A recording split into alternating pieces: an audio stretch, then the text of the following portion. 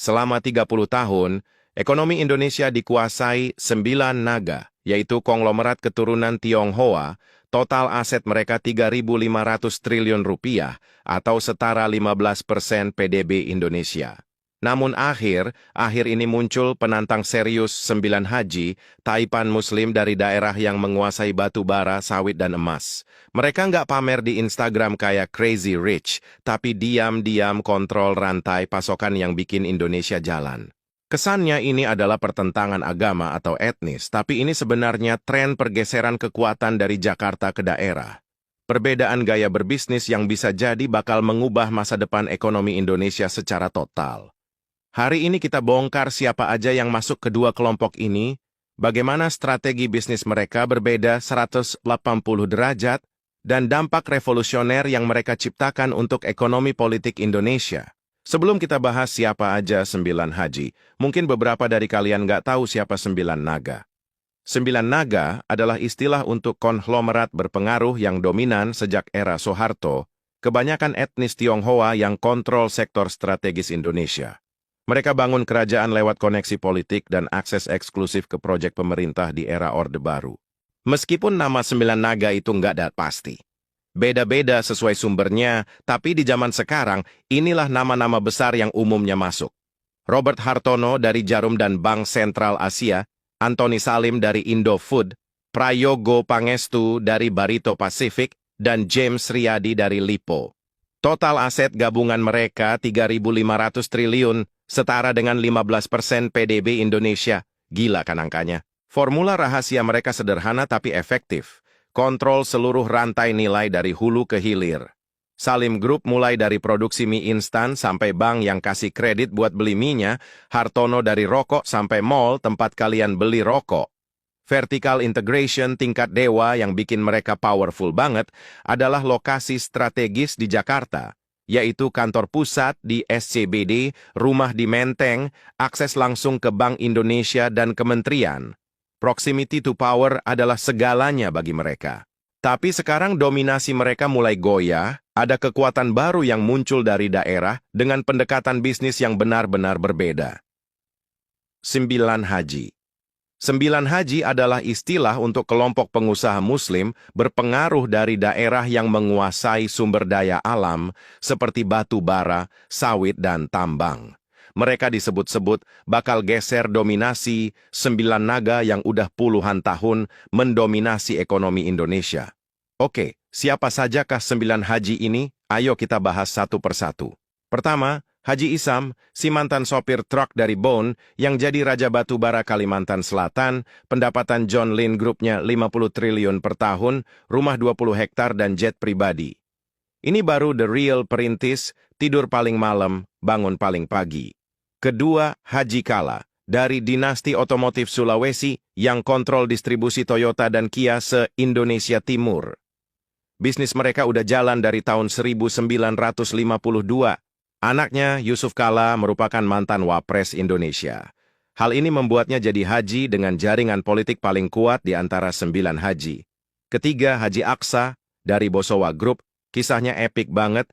Dulu jual es balok dan kurma, sekarang jadi Raja Semen Sulawesi, pabrik Bosowa di Maros, sudah mensuplai semen untuk infrastruktur Makassar sampai Jabodetabek.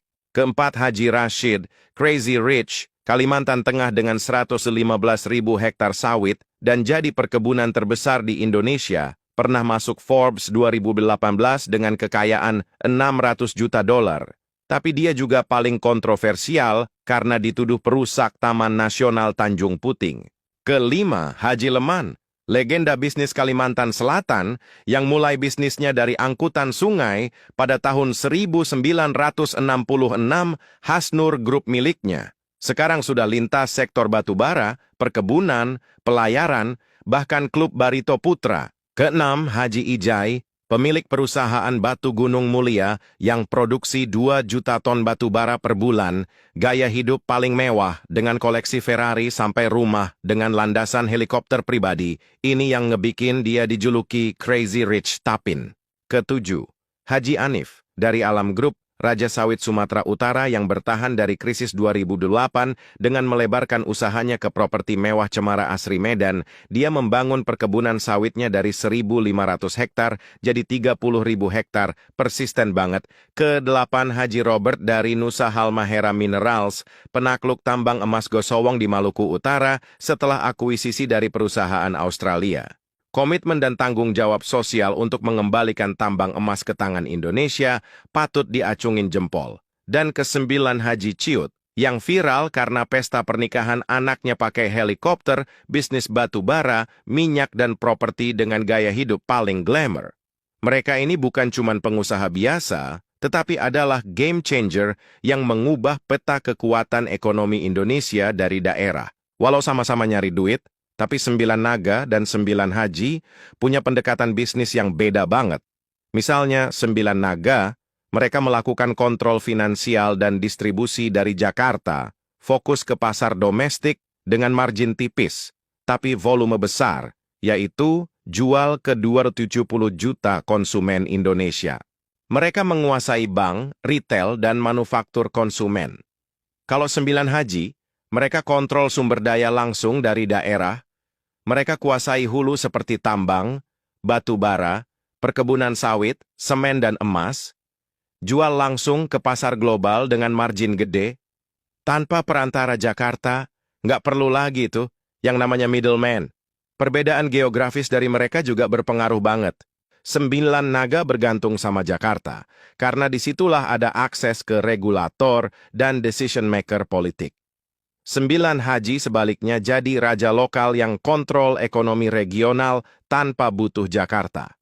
Bagi 9 haji, dekat dengan sumber daya lebih penting daripada dekat dengan kekuasaan. Nah, kalau dekat sama dia gimana? Itu juga penting, tapi jangan deket doang, jadiannya enggak, hahaha. Pendekatan religius 9 haji juga unik, mereka gabungkan bisnis dengan nilai Islam. Haji Rashid bangun ratusan masjid di Kalimantan Tengah, Haji Isam zakat triliunan setiap tahun, Haji Aqsa biayai sekolah gratis, sosial kapital jadi bisnis kapital, masyarakat lokal dukung bisnis mereka karena merasa diuntungkan. Tapi 9 haji nggak sepenuhnya orang-orang baik juga. Industri sawit dan tambang yang dimiliki para 9 haji seringkali dituding menghancurkan lingkungan dan eksploitasi tenaga kerja. Ini mungkin lebih ironis karena embel-embel 9 haji yang kesannya religius. Tapi kepentingan bisnis kadang jadi lebih penting terus dari gaya hidup mereka pun seringkali jadi sorotan. Haji Ciut pernah viral menikahkan anak pakai helikopter, Haji Ijai pernah jadi sorotan juga gara-gara koleksi Ferrari dan rumah dengan landasan helikopter pamer kemewahan. Inilah yang bisa dibilang bertentangan dari nilai kesederhanaan Islam. Tapi bagi beberapa masyarakat ini nggak masalah karena kontribusi sosial para haji ke daerah lokal mereka.